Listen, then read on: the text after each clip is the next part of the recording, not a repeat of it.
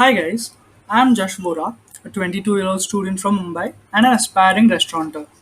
In my journey towards opening my own food service outlet someday, hopefully not too far in the future, I am trying to create the space where I can talk to young and upcoming restaurateurs who have recently opened their own food service operations and pick their brains about how they went about establishing their brand. I hope a few other souls like me who hope to start a restaurant or cafe someday can learn a thing or two from this.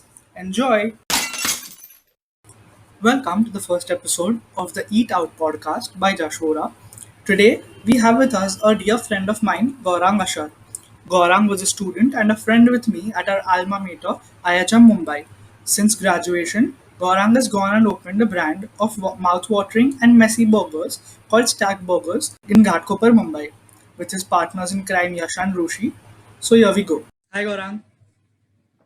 Hi, what's up? So we are here with Gaurang today from Stack Burgers in Ghatkopar. Gaurang, could you please introduce yourself?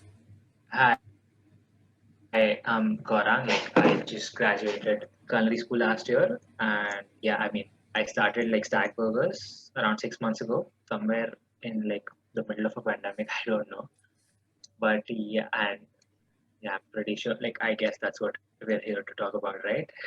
Sure. And could you please have a Stack Burgers? Stack Burgers. So basically, see, personally, a big fan of burgers. Growing up, one of the favorite things to have as a kid. And the idea was pretty simple, like starting something which is not so pocket heavy, like something which is like you have to save up for, but something which is still quite indulgent and not very basic. That's where the idea came from, honestly. And that's the pretty broad picture of what it is. And it's like more on a lines of somewhere between a high-end burger and a budget-friendly burger, which you can just grab and basically a grab and go food Sure. And it's pretty type tasty, I thing. must say. So we are in June 2021 right now. I was with you in college last year, and we finished our college, I think, in March of 2020. That's when the lockdown happened. So you were in March, so like you were around 15 months ago, you were sitting at home, not yet a graduate, just done with college. From there to having a startup which is almost a year old, how did this happen? Why did you start it at that time when when the whole world was going through a pandemic, and what was your thought behind starting at that time? Why do you think it was a good decision? So, it's too early to gauge if it was a good decision or not, honestly. But the whole idea was so as the pandemic started, most of people who most of our peers, technically, they didn't exactly lose their jobs because they never got it in the first place.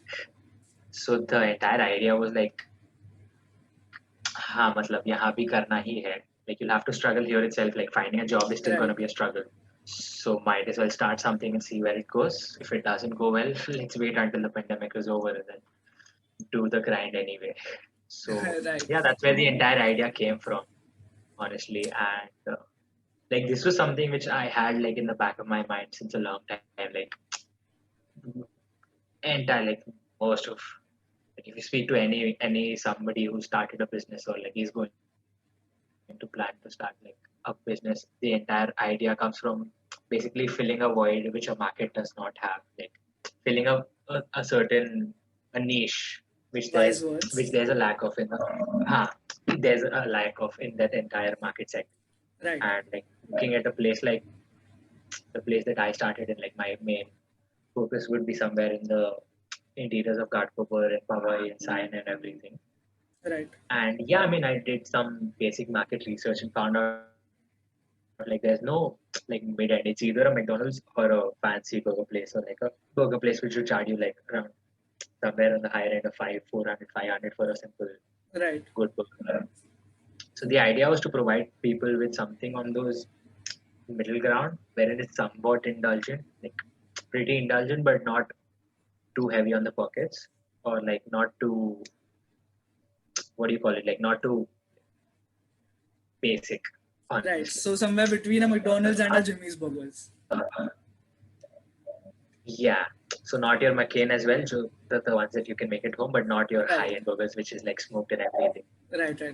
That was the basic gist of it. And yeah, I mean, did a basic market research and see where it went. And like the response was pretty good, and like people were actually excited about having something like this here. So yeah, Okay. that was the basic gist. So your team is you, Yash, and Rushi, right? So what were the major decisions that the team made before starting, and what is the process that you followed in making those decisions? Okay, so I mean, the first decision was obviously how do we go about it? Like, see, uh, I think like there could have been a couple of routes we could have gone through. Like, the three of us coming from like slightly different background. Like me and Yash, Sure. he was one of our peers Yeah, at coming Caton College. from college. Yeah. Yeah, so he had similar experiences to what I did, and both of us freshly came out of working in the same place that we used to work together at. And Rushi came in the sense that he was somewhere on the lines of doing business himself, Okay. and So he he was approached you all, some or you all approached him. What was that process like? I mean, I know that you and Yash had talked about starting something. So how did Rushi enter the fray?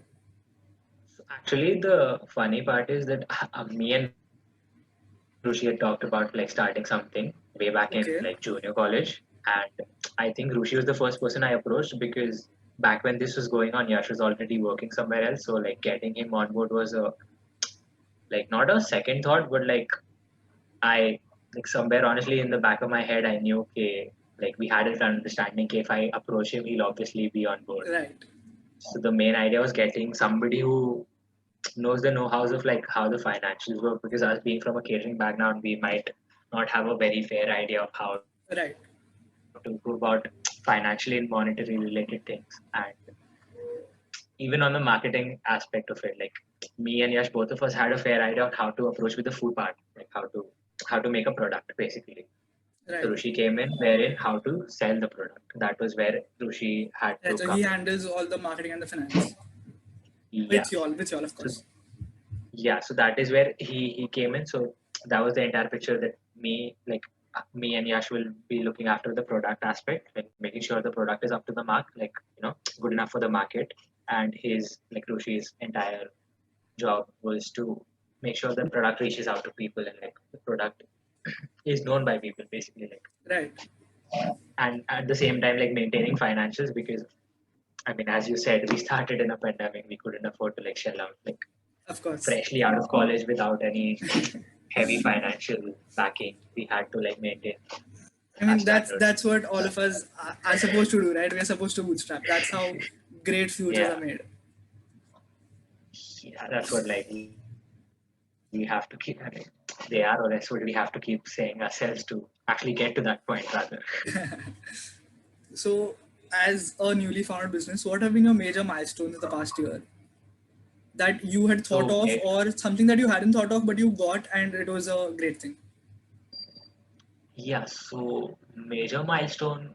I mean, see, the smaller milestone would obviously be like every time we approach, like somebody approaches us, somebody orders through us, and we receive a feedback saying the food was great, the food was actually like something which we haven't tried before, and it was something unique, and it was like a family experience. So that's always nice to hear. But like thinking back on the milestones, I think the first milestone would be number one, like setting a place, like setting an entire procedure, like as you said, in the middle of a fucking Right. pandemic.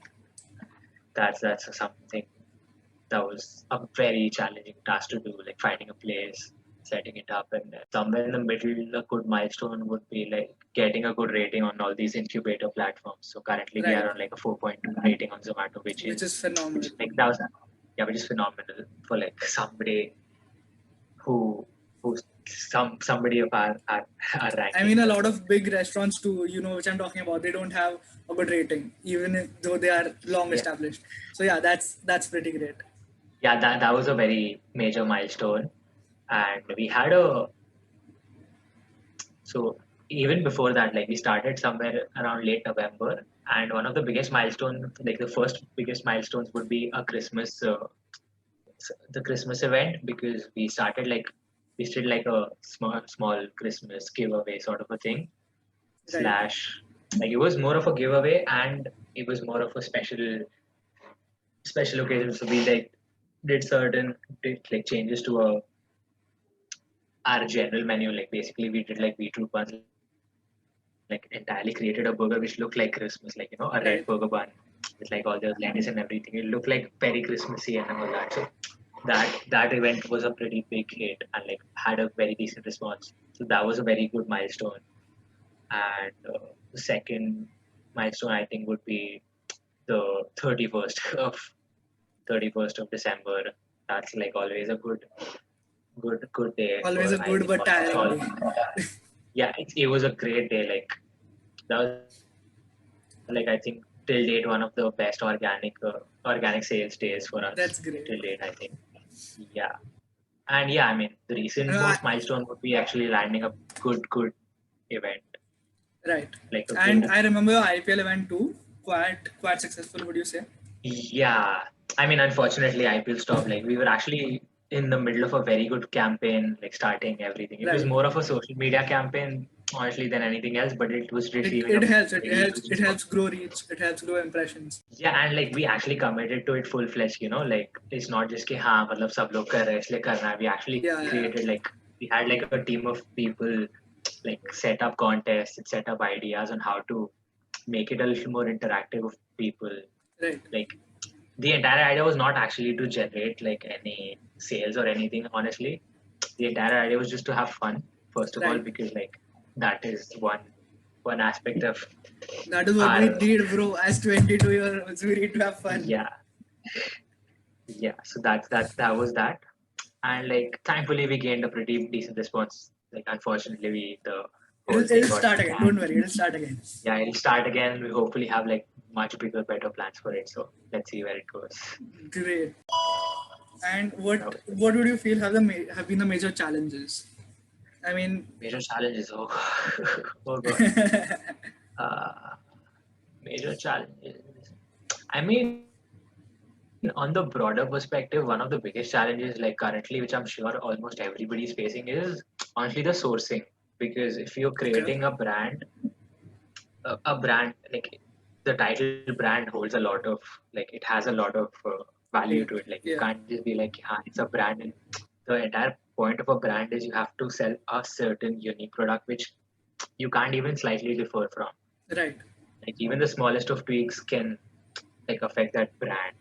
Right. So maintaining those standards, maintaining those proper norms, like not in terms of quality, but in terms of the exact product that you get, the exact thing. Right. And Like have there been recreating that. some challenges getting certain products because of the lockdown?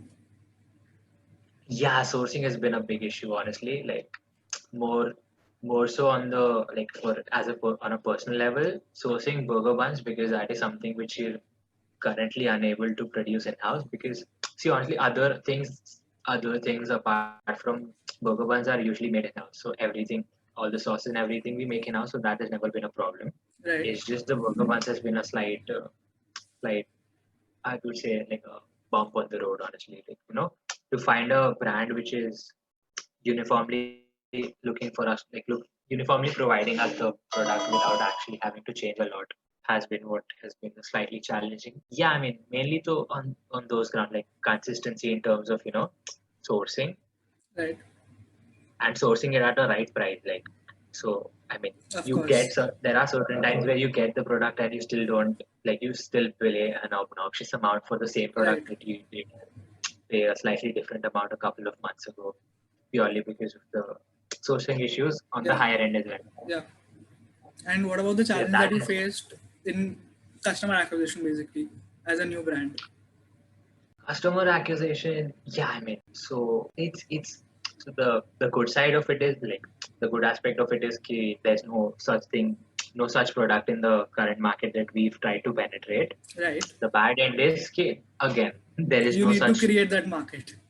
Yeah, so there is no market for that exact Right. product. So you have to actually like most of the times we end up explaining people okay, why are we doing what we're doing. Right. So that is a challenge. Like something Like there have been times where people have not understood what the product is. Like Sure. they've had certain expectations of it, and they're not able to gauge what the product is exactly.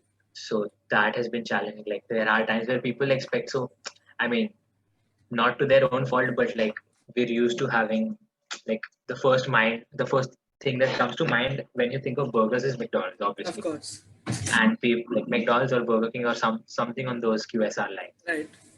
So people have that one set mentality ki ha burgers is this is what an ideal price is for a burger. Right. For a burger that you get for a grab and go. Like Right. there's Right. obviously a entirely different market for a burger which people have like a proper meal. People have Right. as a proper meal, like sit down, fine dine type burger. But we're not looking to cater to that aspect as of yet. So it's been slightly challenging to explain to people, कि, it's not like कि ऐसा 2 minute में बन जाएगा, Of but it's course. also not something you can actually sit and eat. Right. So it's more of something on the lines of, a good indulgent burger which you can have anytime without It's actually between both punishing the yourself. things. Yeah. So explaining that has been a real challenge because people have so far only seen either the Yeah, one of the lower two, aspect, which the is extremes. like one of the two, the extremes. So like explaining it to people ki there's a certain product in the middle as well which you can Right. enjoy equally if not more is what has been a challenge, at least on the customer end. Right. So, what does the Yeah, future that's hold for Stack? What's the broad vision? 2 years, 5 years down the line. the future. Yeah. So the broad vision is like me and my like I'm sure the either of my partners will also agree. Like there's no like we hadn't have a. It's not like we don't have a set vision, but we're not too stringent on कि यही करना है. Right. We're not very streamlined. Like we don't have a tunnel vision. We can't. We Right. only Right. have Right. to do this. We can't like sway from this. We're pretty open to ideas, more on the lines of a QSR, but not exactly on the lines of QSR. Something like a Subway where. So this another thing that I've noticed is like there is not a lot of space for like DIY burgers or like DIY things in general. Like what Subway started was something very unique. Right. So a broader picture would be something on those lines, number one, or like that is hopefully a very like very much a thing in the future. Like can't happen immediately sort of a thing. Right. Of course. I mean, But like probably 2 3 years into the future. yeah. But like for the vision for now is basically yeah, matlab, honestly the small things in life. Like for example, just for now to just having at least one city know about the Right. brand. There is something like this which exists. Basically, like that is always the first thing that a brand I think needs to do. Create like more than creating a market, create an awareness in the market. There is Right. something like this. So even if people don't try it, they have in the back of their mind, ऐसा Right. कुछ है. There's something like this which exists, which we can try, may or may not try in the future. Right. Just the name of the brand being out there. Yeah, so conversion is a different thing. You just firstly develop Right. brand awareness, Right. and then you see how you can convert those people. Like those in our terms, you say like clicks into actual orders. Right. Yeah. So So that would be a broad perspective, at least like a year down the line, mainly focusing on that. And the main goal right now, honestly, is actually creating a stable product. Like we're still in the processes of getting feedback from the customers, getting feedback from our peers, and how the product is, how it can be better improved, how it can be more stabilized. sure. So I think that is where I want to focus on, and we would like to focus on as a brand to create a certain uniform product, which no matter where you go is at least 75% similar. Right. That is a broad vision for now. That sounds great. A lot of the bigger chains have been talking about going against Zomato and Zomato eating into their profits. Zomato being a big evil corporation. What are your experiences around this? I mean, not even talking Uh, about Swiggy because it's kind of irrelevant at this point where not a lot of people are using Swiggy. So mainly against Zomato. yeah. I mean, I think I'm gonna have a very controversial opinion on it. Like currently, like looking at the social media outburst of people, having to promote like order from your local restaurants directly, order through them. Right. But I think, I mean, this is just a personal take, and it sounds like a very hot take because it This will sounds be kind of spicy. I like controversial. this. Yeah, it's gonna be very spicy. So, I mean, from what I've experienced, I think Zomato is benefited us more than actually Okay. harm us. Like, so, I mean, from what I understand, Zomato is an incubator platform. It's not like they promise anything otherwise. Yeah. It's Their a entire gig incubator. It's an revolves around, aggregator. Yeah. yeah, the entire gig revolves around aggregating and incubating other brands Right. into the market, like basically helping them penetrate a market which otherwise they take years to penetrate. Right. Basically, create a brand awareness because they, as a brand itself, are very popular. Like almost every second person we know will have We have it surfed on your through phone. Zomato or already Yeah. have Zomato on your phone. So what they ask might be slightly exaggerated, like the share that they take up from these Right. restaurants might be slightly exaggerated, but the service that they provide is actually what they promise on. Right. So I mean, It helps yes, with this is where this, acquisition when you are a smaller brand. I think so.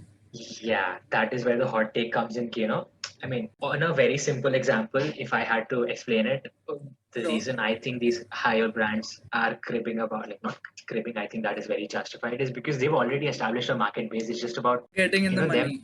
generating the Yeah. money through these apps as well. So for them, it's not like the money is not coming in. For them, Zomato is just hindering the amount of money that's coming in. Right.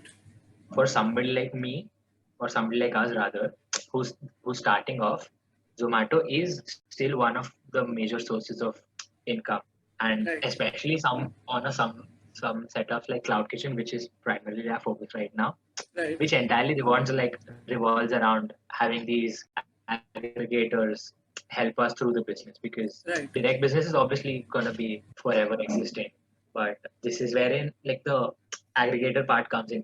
If somebody was to order through us directly, like let's say, if for example, if you wanted to order, you approached me, you called me directly through the restaurant Right. and approached me saying, "Hey, hi, I want to order."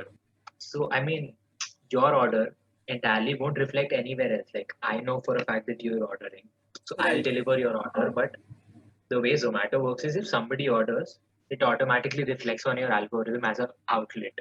Right. So if somebody else had ordered in the nearby vicinity of your location, there is a good chance that that restaurant might pop up on your phone. Oh yeah, There's a that's an interesting take. Yeah. Get Yeah, that. that is where the Zomato aspect. Yeah, that is where the interesting part is. That is where the aggregator entire point of Zomato Right. comes in. Right. Right. So I think, I mean, I still don't know the nitty gritties of it. So I don't know the amount that maybe they take is not justified or is justified. But I know one thing for sure is they've delivered on what they've promised. Right. So I mean, I'd go as far as to say that if somebody is planning on starting something like this, I would Right. heavily ask them, like I would ask them to heavily focus on how to generate orders through them, because at the end of the day, that is marketing that you practically don't have to pay for. Like Correct. you're actually earning from that marketing if you go to Correct. see in a way, because you're getting orders, and there is a slight chance that people who might not be aware of a brand can see your brand. Right. That yeah, that has been interesting. Yeah. Resuming our conversation with Gaurang Ashar from Stack Burgers in Ghatkopar, Mumbai. Here we go again. So this is something that I would like to do with all my guests in the future too. How does one go about starting a food service operation? Like, give me a checklist. How do you start a food service operation? You have an idea in your head. That's all you have. Now, what do you do? So I mean, again, I think the foremost thing would be, as I mentioned previously, like identify the market. Like it doesn't matter how good of your product is if you can't identify what the market is. Right. If your product, like let's say for example, is like your product is something very unique, like something. Let's take an example of something on the lines of Belgian pork belly and stuff. Right. Okay, and you introduce something, so you decide, let's say something on those lines. I want to do something on the higher end of cured meats or higher end of luxury type meats, Sure. but then the entire market that you're catering to is not willing to, like at least for now, is not willing to spend as much or doesn't Right. understand that concept yet. There's no affinity So I towards mean, those products. yeah, like people can't exactly like hook on to your product, even though your Right. product might be great. It'll be Right. very very, like I think almost thrice as challenging than you would otherwise choosing a normal product Right. to capture those market, like to capture those people's attention, to capture their attention. Ki, this is what we're selling, and this is what is good. Right. You have the idea, you have the market, then you move on to how can you create a uniform product. As I mentioned, like Right. the entire point of calling it a brand is maintaining a uniform product. If you can't maintain that, you can't technically call yourself a brand. That's what I think distinguishes brands from people who do it for fun or do it for like as a slight part-time hobby or something like that. So Right. that is what distinguishes a brand from an actual all those aspects. A brand is Yeah. where you provide the same thing constantly Correct. without having to sway a lot on that. So that is Right. where the third aspect comes in. The fourth aspect is actually honestly just planning out things in advance. Like you might not, so there are certain things that you don't require immediately when you start a business. Like let's say for example, I mean something as simple as branding. Like Right. to start you could start off with like or let's say at least in the food business aspect, you could take an example of something called like something on the lines of packaging. Let's say Sure. like you do obviously start out by serving your product in a very generic packaging Right. in those foil containers or all those. It's but like that is not something which might affect your business maybe a year and a half or maybe even 2 years down the line. Like you'll Sure. still be able to sell, but So this is something that I would like to do with all my guests in the future too. How does one go about starting a food service operation? Like, give me a checklist. You have an idea in your head. That's all you have. Now, what do you do? so I mean again like the first I think the first then the foremost thing would be as I mentioned previously, like identify the market. Like it doesn't matter how good of your product is if you can't identify what the market is. Right. If your product like let's say for example is like your product is something very unique, like something, let's take an example of something on the lines of Belgian pork belly and stuff. Right. Okay, and you introduce something, so you decide, let's say something on those lines. I want to do something on the higher end of cured meats or higher end of luxury type meats. Sure. But then the entire market that you're catering to is not, I mean, to start off with, like what we did is we created an entire unique burger box. I mean it's a slight detail. It might, like as a starting point you might think that slightly higher end of a packaging price to pay Sure. for a product, but then it again, that is where the branding comes in. You're creating a unique brand in itself right from the start. Right. Right. So you could always go be like, I can serve it in a very generic packaging, but I mean, you have It's the to finer look details at that matter. a broader perspective.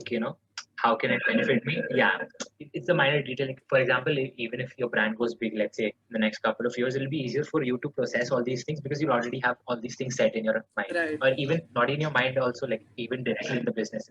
It's just a matter of replicating it. Then it's not a matter of how to do something new. You Right. just have to replicate what you did from the start to another place or to another location or to another outlet. That's Right. what it is. You So have your basically, SOPs set. yeah, you have your SOP set and you have your branding set. Like, if not branding, I would say at least a brand plan on how you're planning to make it into a brand, or at least plan on marketing it as a brand. Right. So this has been the checklist according to the things according to your planning, right? So now, Hmm. if you could walk me through what are the legal aspects or the permission aspects that you need to do when you're opening a food service outlet. For example, you open a dark kitchen. So how do you go about formalizing Yeah. everything? What are the legal aspects to it? So legal aspects in terms of form, a dark kitchen are pretty sorted, I think. And honestly, any kitchen for that, like any business for that matters, unless it's something related to liquor license and stuff, because Sure. I think that's a one challenging license to get in our industry. So apart from that, the basic ones would be, I think, like if you, in my case, I think would be a partnership deed. So basically, you have to register your business first. I think that is Sure. the first and foremost document that you need to have. The government recognizes this as a Right. separate Right. entity and not Entity. just Yeah. a person doing it. So you have to create that entity. That is the first and foremost thing that all these aggregator platforms and incubators and all of these people who are going to assist you in doing your business are going to look for. Like that is the first and foremost document that they ask anywhere. Right. And like, so basically creating a legal entity. So on those basis, you get a PAN card on your business name, at least in India. Right. So you can generate a PAN card on your business name, and through that PAN card and your GST number, if you plan on registering for it. So I'm not sure like about. So when I started, I think the GST law stated that your business has to be uh, revenue has to be upwards of 20 lakhs per annum, if I'm not wrong, for you to actually be applicable to be under the tax bracket of Right. GST. So if you're not looking like if your financials don't look for that amount of money in the first year, let's say, then I don't think that is what is needed. But if you do, I think that's a pretty simple procedure to get it as well. You have a website where you just go, you register as a business, and you get your GST number within like a couple of weeks and stuff. Right. There's a small fee that you have to pay, like basically generation fee, and you get like all your documents via post and everything. How your product is or how your brand is, like there are different licenses for different stuff. So like small business has a different license, a kitchen has a different license, a dining place has a different license, a liquor place has a different license, as well as a place which is like your FMCG products. Those Right. also have a different license. So depending on what kind of a setup you're going for in terms of food is where your license will differ. But again, like there's a simple government website wherein you just register using the Sure. documents that I previously mentioned. You basically just upload all those documents and the license is generated accordingly. So FSCCI as a food brand, I think is one of the key licenses that you need to get. But like on this, at the same time, it's pretty easy to acquire. Like not a lot of hassle that you have to go through. And yeah, I mean, again, on those basis of FSCCI license and GST and your PAN number, I think you can register on these incubator platforms like Right. Zomato, And Swiggy, what about Prime, the etc. permits with the fire department and the police department or something like that? As far as I'm aware, the fire permits calls for it only if you have a kitchen. So I mean, I think most in the recent times, most these kitchens at least have resorted to like around an entirely electrical setup, like an Right. induction based setup or an electrical setup. That's at least what we've done. Right. But if not, there is a certain general like fire license that you have to acquire from your like local fire department. Right.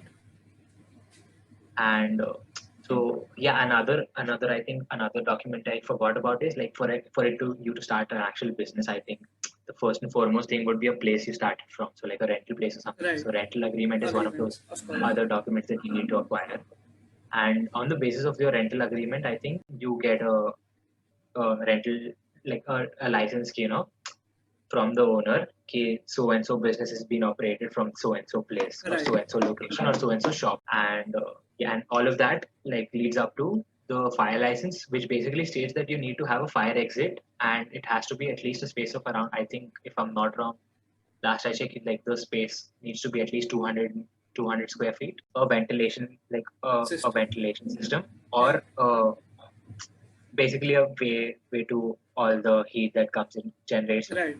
But this is, you say this is only for the places which food have out. live fires. Yeah, basically places which are live fire.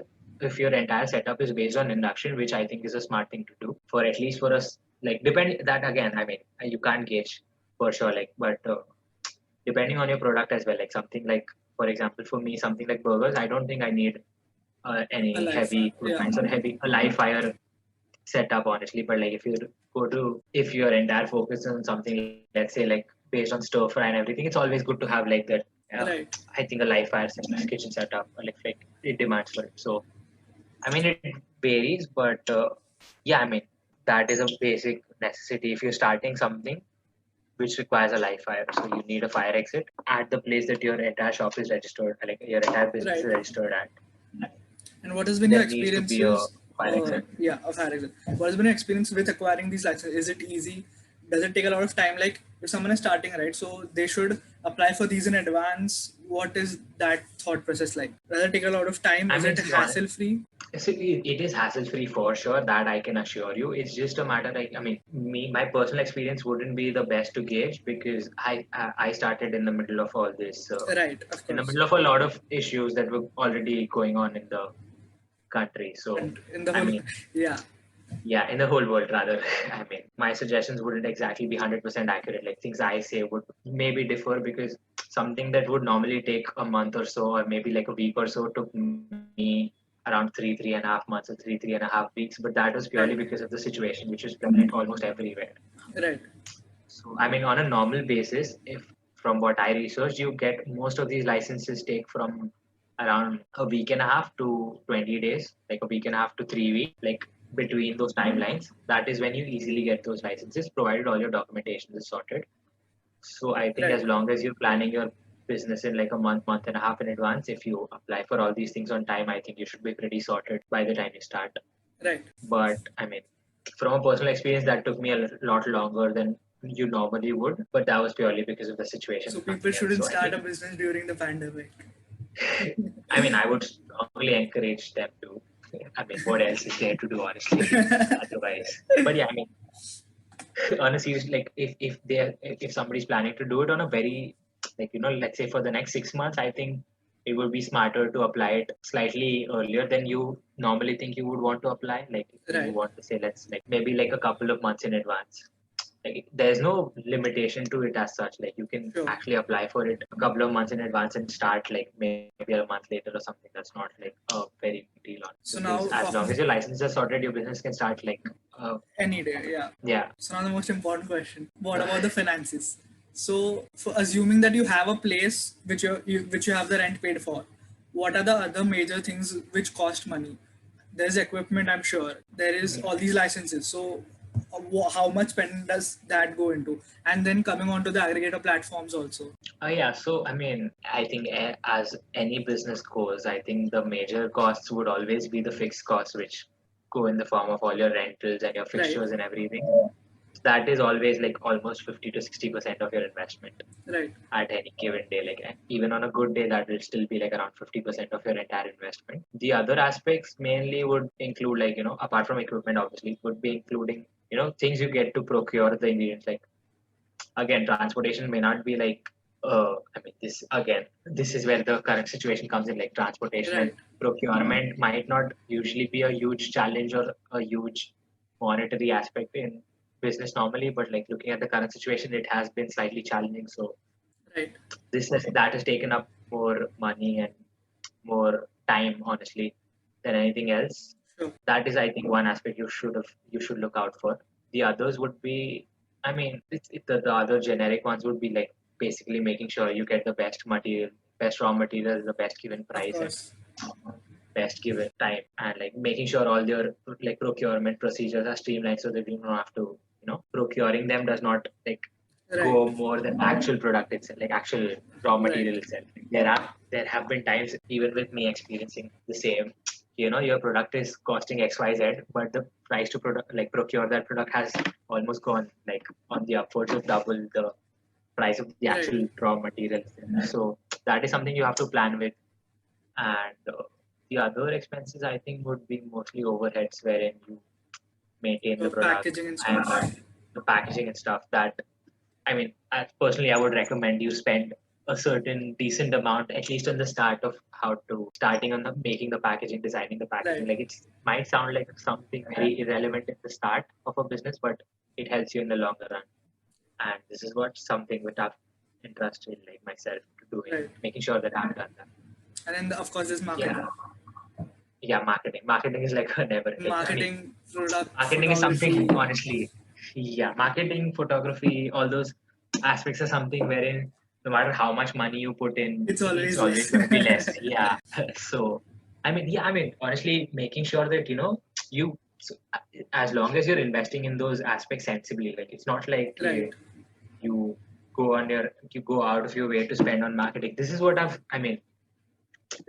noticed from market trends, that there are certain products which have been good, but like they spent like obnoxious amounts in like actually making sure that it's marketed well. Right. And Is that there a are times sliding where at cred? yeah. So yeah, I mean there have been aspects like those.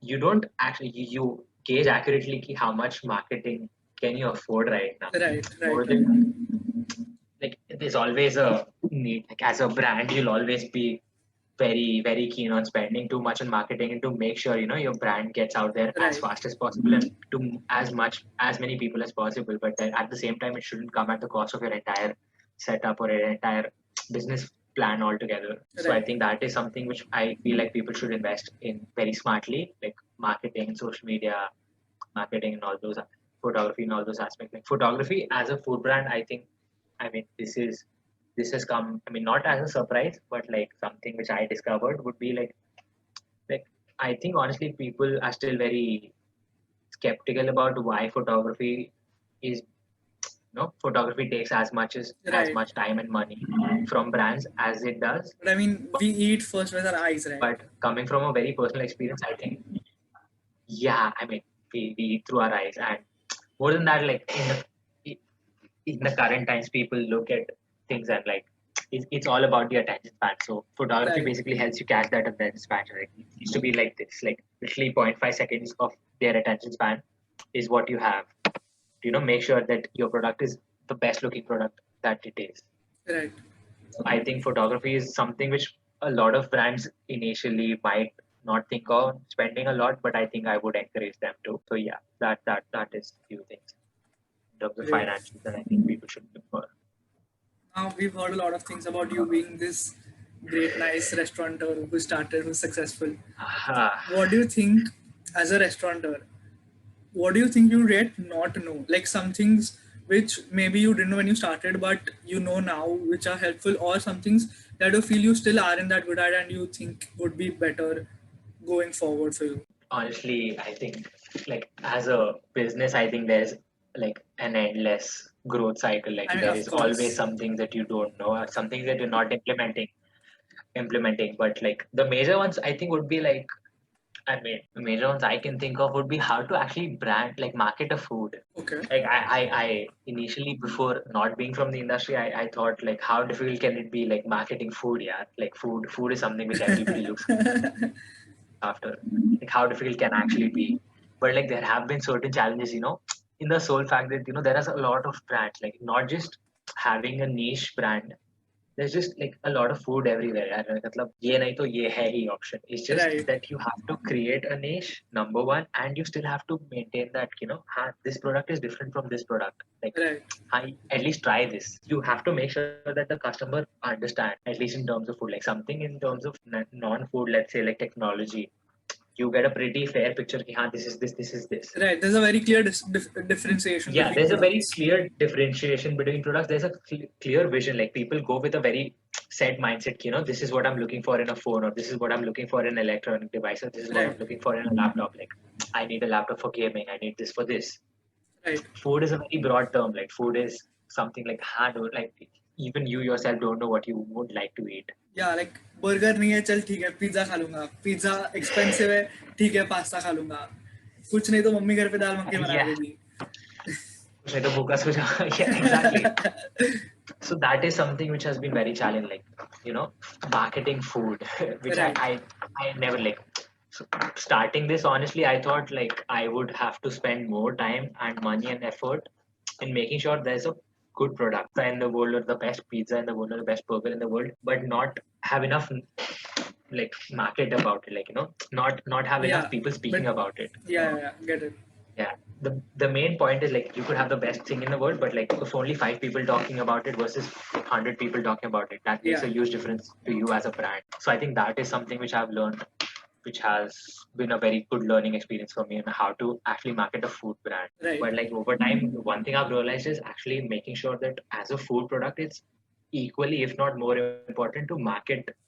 Like there's no point, you could create the best pasta. Right. I mean, the other challenges would be like honestly, how do you run a business on a budget? Because that has slightly Right. been our entire motto. It's a pandemic, you can't spend much.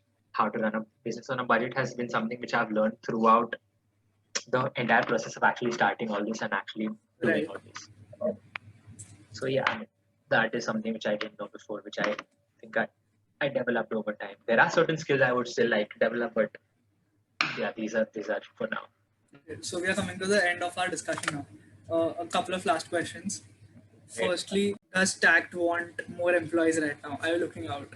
Yeah, I mean, Actively, not really. I mean, in terms of we're always in terms.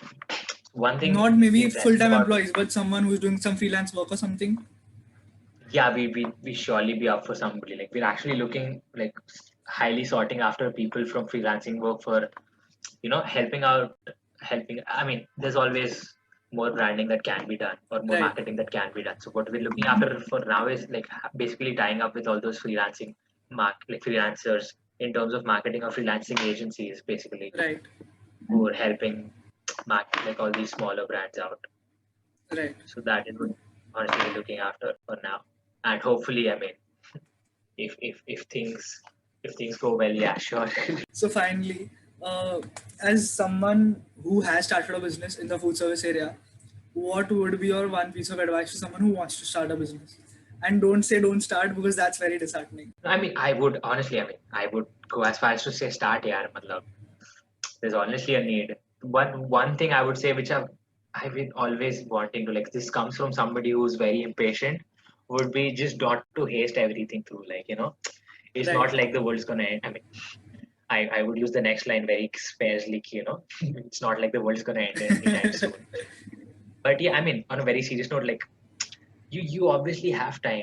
Like it's not like you have to do everything at this very moment. Like take your right, time. Like not just in terms of planning it out.